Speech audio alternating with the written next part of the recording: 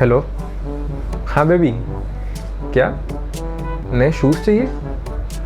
यार पिछली हफ्ते तो नई ड्रेस खरीद के दी है तुझे। यार बिल्कुल भी पैसे नहीं है, बहुत तंगी चल रही है यार, नए शूज़ नहीं ले सकता यार। बेबी समझो यार बात को। अरे अरे नाराज़ क्यों हो रही है? अरे यार नहीं है पैसे बिल्कुल भी। अरे हेलो, फ़ोन मत काट। अरे फ़ोन काट दिया यार। बिल्कुल भी पैसे नहीं है, गर्लफ्रेंड ने तंग कर रखा है। क्या करूं, कहाँ से लाऊं पैसे, कैसे दूं मैं गिफ्ट इसको?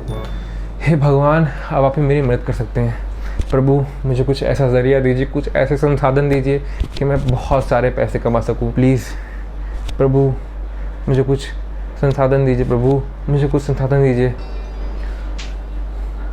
वत्स, हम तुम्हारी इस दयनीय स्थिति को देख के बहुत ज़्यादा भावुक हो गए हैं। हम तुम्हें इस सदी की सबसे महंगी वस्तु प्रदान करते हैं। ये लो महंगे महंगे जीपीयूज।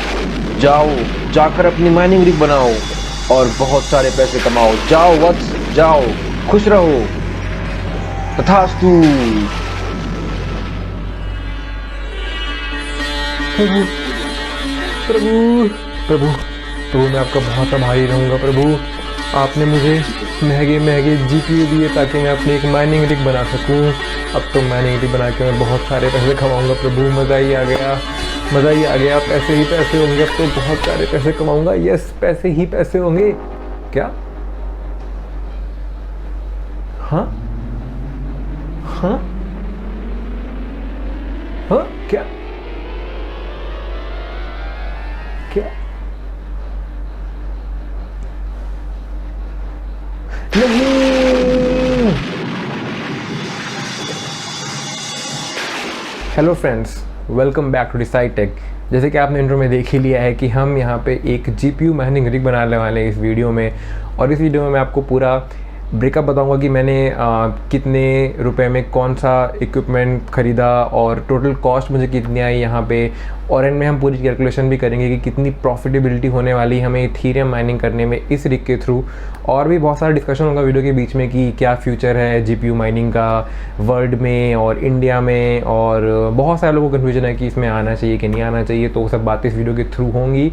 अगर आप इंटरेस्ट रखते हैं माइनिंग में तो इस वीडियो को एंड तक ज़रूर देखिएगा। अगर आप स्टार्ट भी करना चाहते हैं या आप कर भी रहे हैं, दोनों ही सिनेरियो में आपको काफ़ी ज़्यादा हेल्प मिलने वाली है, आपको नॉलेज मिलने वाली है इस वीडियो में। तो फटाफट से वीडियो को शुरू करते हैं। मैं आप बताता हूँ आपको कि कौन कौन से इक्विपमेंट मैं यहाँ पे यूज़ करने वाला हूँ। तो मैंने यहाँ पे graphics card, 3 graphics card use करने वाला हूँ इस रिग में। और जिसमें कि 2 RTX 3060 होने वाले हैं और एक होने वाला है RTX 2060।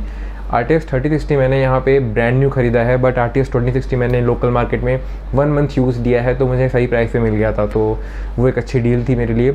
उसके अलावा जो मदरबोर्ड मैं यहाँ पे यूज़ करने वाला हूँ वो है ऑरस का X570 Pro Wi-Fi। तो ये मदरबोर्ड मैं स्पेशली इसलिए लिया क्योंकि जिन लोग को पता नहीं, उनको बता दूं कि अगर RTX 3060 आप 2 यूज़ कर रहे हैं और आपको दोनों को फुल स्पीड में माइन करना है, तो आपके जो PCI एक्सप्रेस स्लॉट है वो डुअल एक्सेड मोड पे चलने चाहिए।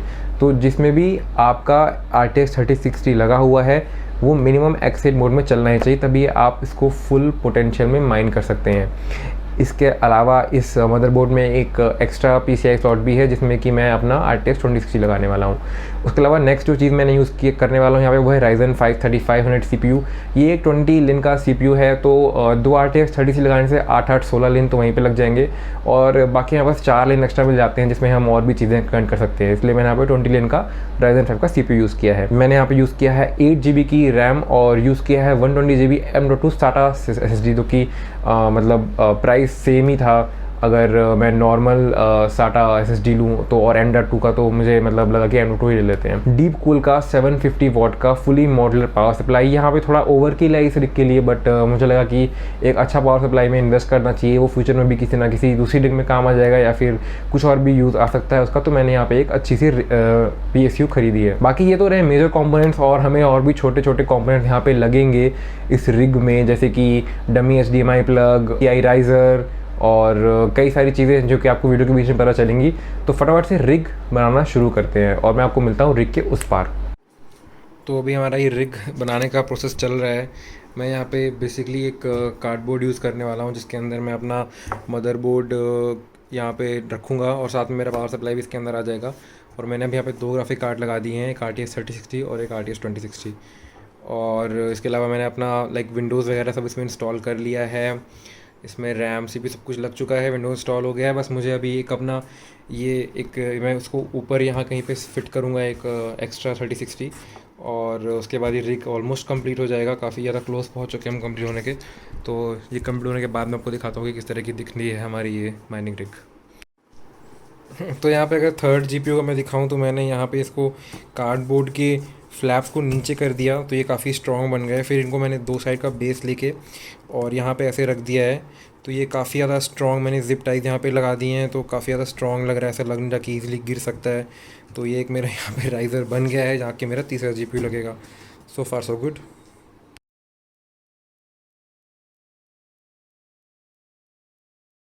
तो फ्रेंड्स, ये हमारी रिग यहाँ पे तैयार हो चुकी है। और जैसे कि आप देख सकते हैं यहाँ पे मैंने इसमें दो RTX 3060 यूज़ किए हैं और एक RTX 2060।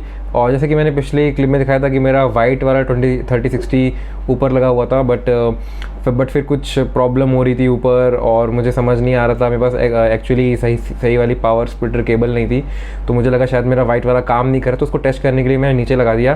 तो फाइनली वो नीचे ही लगा हुआ है और मैंने ब्लैक वाले 3060 को ऊपर लगा दिया है। तो फाइनली आप देख सकते हैं किस तरह जुगाड़ से मैंने ये रिग लगाई है।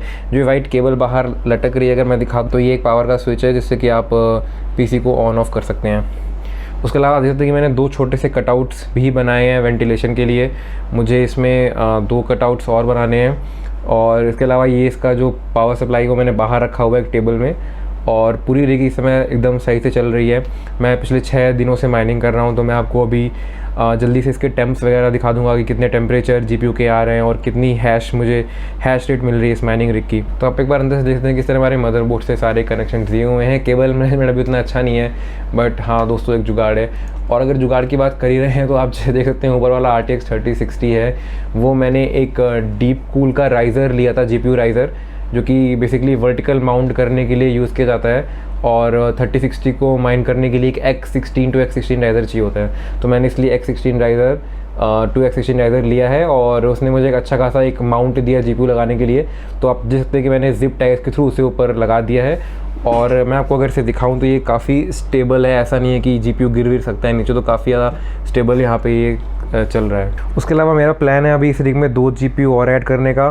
तो वो मैं जब ऐड करूँगा वो मैंने कैसे ऐड की और उसके लिए क्या मैंने जुगाड़ इसमें बैठाया, उसके लिए एक अलग से वीडियो बनाऊँगा, तो आप वो आगे देख सकते हैं चैनल पे। तो दोस्तों, ये थी अपनी रिग। अब फटाफट से हम चलते हैं और चेक करते हैं कि क्या हमें हैश रेट मिल रही है, क्या कैलकुलेशंस हैं कि इस रिग से हमें मंथली कितनी इनकम अर्न हो सकती है, और वो सारी कैलकुलेशन फटाफट से वीडियो में आगे देख लेते हैं।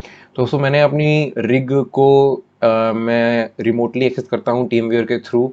मैंने यहाँ पे एक माई कंप्यूटर्स में अपनी माइनिंग रिग बना रखी है। मैं आपको यहाँ से फटाफट ले जाता हूँ और दिखाता हूँ कि क्या चल रहा है सिस्टम के अंदर। यहाँ पे नीचे कनेक्टिंग का साइन आ रहा है, तो ये मेरा रिमोट सिस्टम ऑन हो चुका है। और आप यहाँ पर देख सकते हैं कि टीरेक्स माइनर रन कर रहा है यहाँ पे। और आप देख सकते हैं कि 48.63, 48.91 और 31.69 ये मुझे मेगा हैश से मिल रहा है RTX 3060 और 2060 से।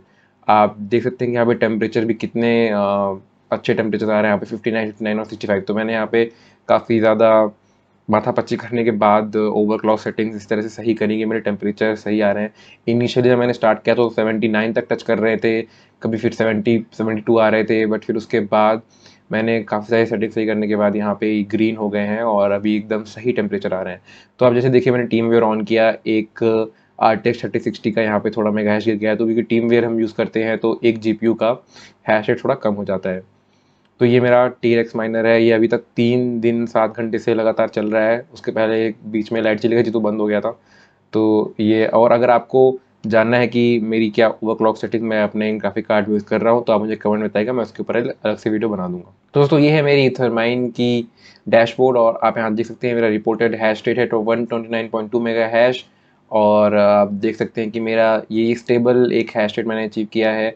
और जब मैं टीम व्यूअर यूज़ करता हूँ तो ये थोड़ा ड्रॉप हो जाता है क्योंकि मेन जीपीयू पे थोड़ा सा लोड आता है। तो यहाँ पे आप देख सकते हैं कि 129.2 पे ये रेगुलर माइन करता रहता है।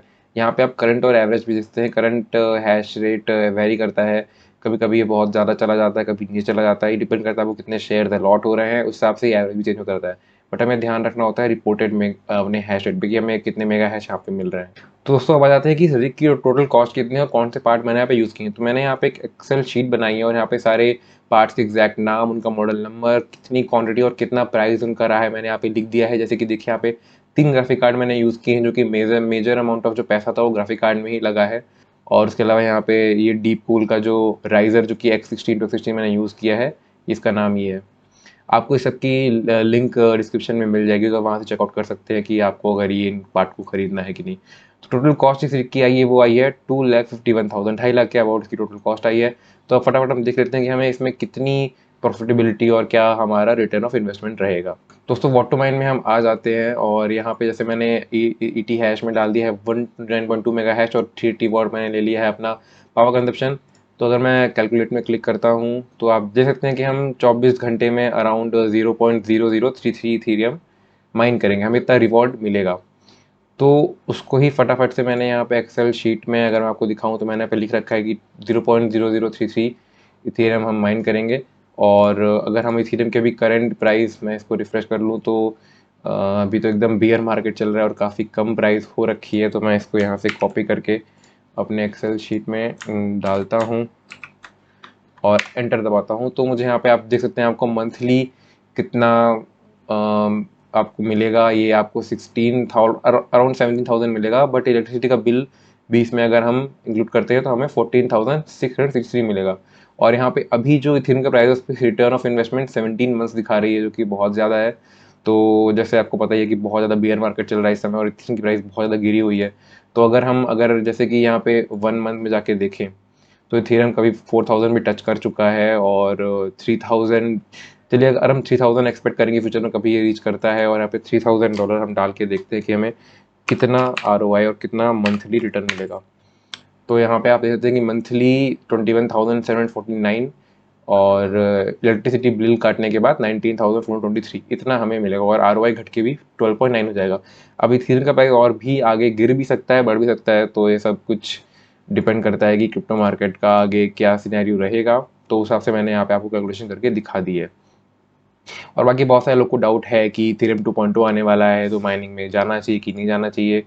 तो मेरा पर्सनल ओपिनियन है कि अगर आपको एक पैसिव इनकम जनरेट करनी है, अगर आपके पास ऑलरेडी एक एक्टिव इनकम का सोर्स है, तो डेफिनेटली आप ट्राई कर सकते हैं। और आप सिर्फ उतना ही पैसा लगाइए जितना आप लूज़ करने को तैयार है, क्योंकि किसी भी बिजनेस में जाने से पहले आपको वर्स्ट केस सिनेरियो के लिए बिल्कुल तैयार रहना चाहिए।